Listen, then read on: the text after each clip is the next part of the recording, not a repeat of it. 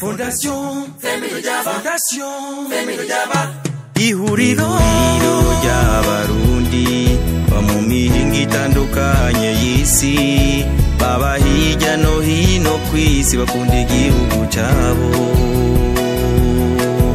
biyemeje kuja hamwe kugira bafashe bene wabo, kugira bateze imbere Uburundi bwabibarutse.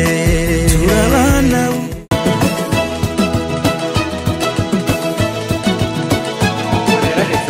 mwaka w'ibihumbi 2020 witwa Neira Mutoni w'Imana, iwe Imana yateye iteka biciye muri uwo mugambi nazanye wa Miss Nakaranga, aratsindira ihiganwa rya Miss Kayanza, acaba umutwa wa mbere mu mateka y'u Burundi atsindiye iryo higanwa kandi yarigiye mu 2023. Ricky Tricia Uwera nawe seruka intara ya Kirundo, Imana irahezagira, twamushigikira muri Fondation Femilo Jaba, atahukana ikibanza cyo kwa Miss Populaire. Rero uno munsi nifuje guhagarika uyo mugambi ko indoto nari mfise yari yo kubona nabo umuryango wugurutse ayo mahiganwa bakayajamo. Rero Imana yarahezagiye, ivyo twabishitseko kubera benshi cyane haba ngaha mu gihugu no hanze baciye bashigikira maze birakunda. Hama mu bintu nabonye notera kamo abarundi bene wacu nuko hari ingendo nifuza ko twohindura. Iyo nayo si yindi, twige gushigikira umuntu ataharashika, atacara akiri hasi.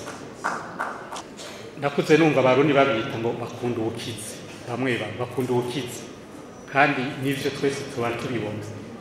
Nukuri Neira na Tricia bigitangura zari nk'indoto, hari umuntu batatu n'ivyo nibiki akavuga nabi, ariko hariho n'abavuga neza.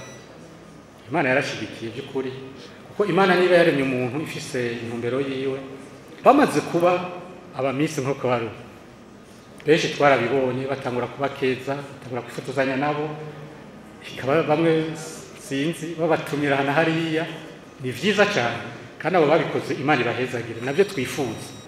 Turashimiye rero mwe vyimba mutima Femilo Jaba ku migambi itari mike mumaze kurangura, na cyane Miss Nakaranga. Tukareye tubasabye kubandanya biyumvira iyindi migambi iteza imbere Uburundi na benebwo.